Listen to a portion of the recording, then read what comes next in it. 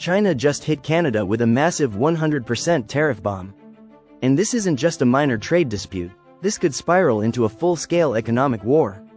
In this video, we'll break down why China is targeting Canada, the impact on global trade, who stands to lose the most, and whether this could escalate into something much bigger.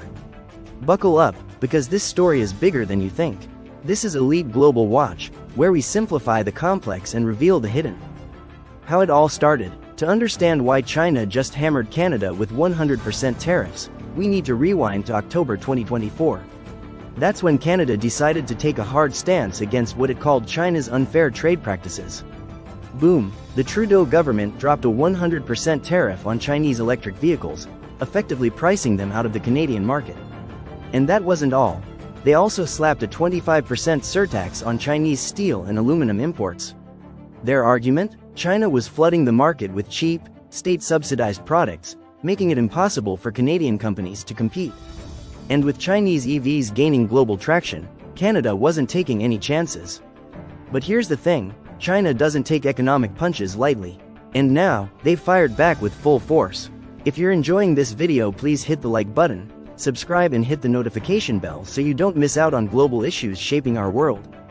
China's response. Now, China has officially struck back, hitting Canadian exports hard. Their retaliation is swift, massive, and effective March 20, 2025, and it's bad news for Canada. The biggest victim? Rapeseed oil, oilcakes, and peas, key exports that are now facing a crushing 100% import tax. That means overnight, these products become twice as expensive in the Chinese market, effectively shutting Canada out. But it doesn't stop there. China is also slapping a 25% tariff on pork and seafood, two industries that heavily rely on Chinese buyers. And just when you thought it couldn't get worse, China has launched an investigation into Canadian canola exports, accusing Canada of dumping cheap products into their market. Translation? China is tightening the noose on Canadian agriculture, and this could be just the beginning. Who will suffer the most? This is bad news for Canadian farmers. China is Canada's second largest buyer of canola, and now, that entire trade flow is hanging by a thread. Last year alone, Canada exported a staggering $3.8 billion worth of rapeseed products to China. That's a massive chunk of the industry now at serious risk. But this isn't just about numbers, it's about real people whose livelihoods are on the line. Many Canadian farmers were already struggling with global supply chain issues, inflation, and rising costs. Now, losing a major buyer like China could push some farms to the brink. And it's not just canola, Canada's pork and seafood industries are also bracing for impact. China was one of their biggest customers, and now with a 25% tariff slapped on these products, exporters could be looking at major losses. So, is Canada the biggest loser in this trade war? Maybe, but here's the real twist, China might take a hit too. Does this hurt China too? But here's the thing, China isn't walking away from this completely unharmed. By cutting off Canadian imports, Beijing is now forced to look elsewhere for the goods it once bought from Canada, likely to Brazil, Russia, or even domestic producers. But that won't be easy. These alternatives might be more expensive, take longer to secure, or even lack the same quality. And that could mean higher costs for Chinese buyers, from cooking oil to pork products.